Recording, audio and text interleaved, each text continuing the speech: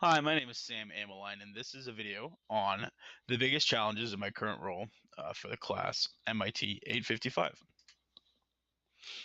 With the end of the MIT program for me and continuing on after my degree, I have to look into now implementing some of these great things that I've learned from my courses. This ensures meaningful learning with technology with my students. It lets me use what I've learned in the actual classroom on the ground. However, though, when implementing new activities, new learning opportunities for my students, challenges can arise with the introduction of new things. I broke it down into two challenges that I foresee happening with my new introduction of things. And the first one is funding. With anything new, you could always run into a problem where the old things can't run the new things that you want to do, like programs, or they need certain to hit certain benchmarks. The just computers aren't up to snuff. So I believe maybe funding might be a problem, and so I might have to acquire some new funds to uh, do the things that I want to do. Second thing is lack of experience with students. Um, just off the top of my head, Google platform, a thing that we learned a lot about in the MIT program. In my district, they really don't use. They actually block Google's apps from everyone's access. We all have Google emails and school emails, and we can see like Google Docs and slides, but we actually can't use them. The sites are blocked in my school. So I believe the students will definitely struggle with using some new things that I want to implement because of lack of experience. The audience of my challenges will definitely be students. They're the main audience, and then administration and peer teachers are also affected by these challenges, of course, and they could definitely be in the audience. So, my first solution to the funding challenge, the easiest thing is to only really use applications that are free, things that are affordable for um, me to use without any extra funds.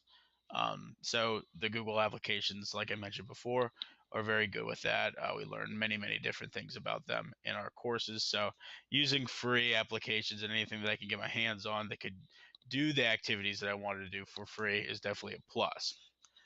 The only thing is hardware. If I need a new hardware, if my computers don't work correctly and things like that, it's very hard to come by free hardware. So I thought of grants as a great way to address the funding issue.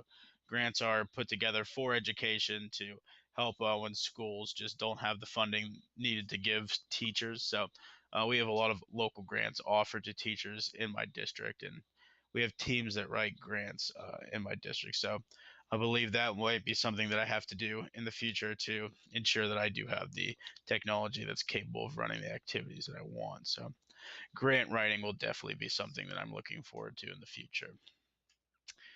The experience challenge, one way that I see of remedying the experience challenge is to get started, have a slow start implemented with my students, to purposefully plan activities that um, get their feet wet, per se.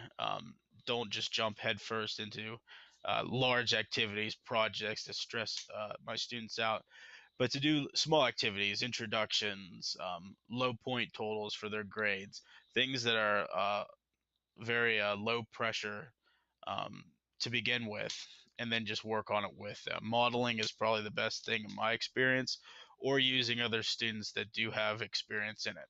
But when all else fails, just slowly introduce them to the topic and then go from there. And if they're not grasping what I need them to grasp, if they're not acquiring the skills, then revisit the topic and try again.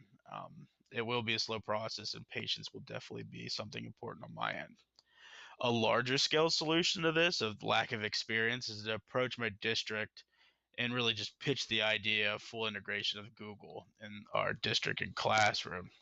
Um, if all teachers, if all grades were focused on using Google and using their applications and programs, it would be very easy for me to just use these applications in my grade. I teach ninth grade, so the kids should pretty much be masters by the time they get to my grade level. So it'd be great. A great large solution would be to actually have them just integrate these programs in the district. And so with these solutions and challenges, I believe it went over a couple ISTE standards. Um, the first one being, and these are both standards for educators, was the standard 2B for educators. Because with funding, I believe funding deals with equitable access and just having available things that students need in their education. So I believe the standard of advocating for equitable access to educational technology is covered in that challenge. With the second experience challenge, uh, it's the standard 6B, and I believe it's managing the use of technology in student learning strategies. With experience, students need those strategies. Students need um, their use of technology to be monitored and also to be advocated for, I believe. And so, with those two things, that covers my video on challenges in the classroom for my future learning. Thank you guys for watching. I appreciate it.